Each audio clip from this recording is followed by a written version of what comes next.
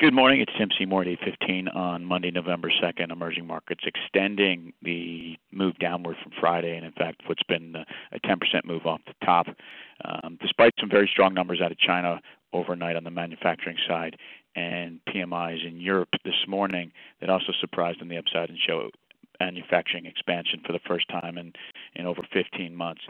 China up 2.7% again on the back of very strong numbers there. Auto and industrial sectors doing quite well. Exporters showing that there's been a continued demand coming from the West. India down 97 bips.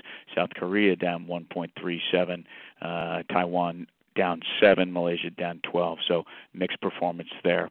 Into Eastern Europe, Hungary down 2.4%, leading the move down. Czech down 1.02, Turkey down 1%. Currencies slightly weaker. The lira down 32 bips, the ruble down 21 bips, Czech krona down 58 bips. So watch those currencies. They would be some of the most vulnerable on a continued global washout. Into Middle East Africa region, South Africa down 77 bips.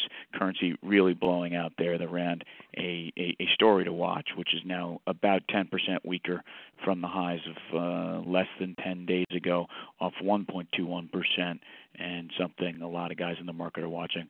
Also, watching the central bank's moves there. They've been not shy, expressing concern about the strength of the currency. They have been reputed to be in the market speculating, selling rand, buying dollars, weakening up their currency.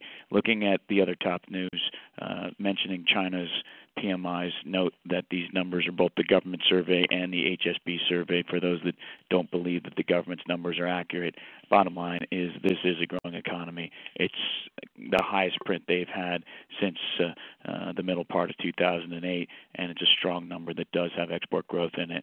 Otherwise, the follow-through is waiting for the U.S.